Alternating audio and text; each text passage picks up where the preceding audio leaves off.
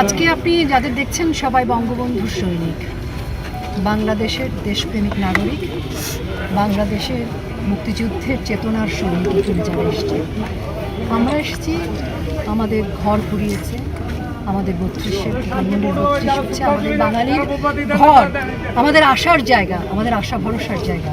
এই আশা ভরসার জায়গা কিন্তু শুধু আমাদের আমাদের এই কজনের না, এই বাংলাদেশের আশা ভরসার জায়গা। এই ঘর থেকে বঙ্গবন্ধু সেই সকল সিদ্ধান্ত নিয়েছিলেন যে সকল সিদ্ধান্তের মধ্য দিয়ে বাংলাদেশ নামক রাষ্ট্রের জন্ম হয়েছিল। বঙ্গবন্ধুর ঘর যখন ভেঙে দেয়, বঙ্গবন্ধুর ঘর যখন পুড়িয়ে দেয়, বঙ্গবন্ধুর ছবি যখন পুড়িয়ে দেয়, বঙ্গবন্ধুর ভাস্কর্যে যখন ফাঁসি দেওয়া হয়, তখন মনে হয় যে বাংলাদেশের গলায় ফাঁসির দড়ি ঝুলছে, তখন মনে হয় সমগ্র বাংলাদেশ ঝুলছে।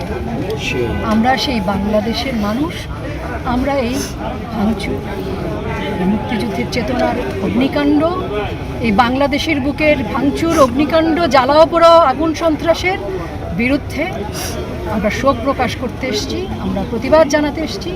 আমরা বলতে চাই, বঙ্গবন্ধু, বাংলাদেশ এবং মুক্তিযুদ্ধের চেতনার ক্ষেত্রে কোনো আপোষ নেই।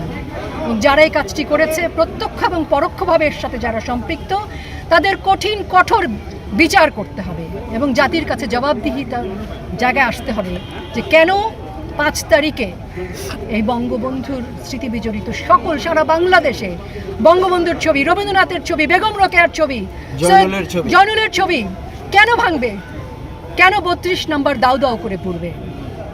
আমরা এর জবাব চাই, জাতি এর জবাব চাই। আমরা শান্তিপূর্ণভাবে, কালকে 15ই আগস্ট বঙ্গবন্ধুকে সপরিবারে নৃশংসভাবে হত্যা করা হয়েছে 1975 সালের 15ই আগস্ট। আমরা এই ধানমন্ডির 32-এ আমরা 1975 সালের 15ই আগস্ট যে হায়নারা যে তাণ্ডব করেছিল, 2024-এর 5ই আগস্ট একই তাণ্ডব হয়েছিল। আমরা প্রতিবাদ জানাই, বিচার চাই, ধিক্কার জানাই এবং আমরা বঙ্গবন্ধুর কাছে লজ্জিত ক্ষমা চাই।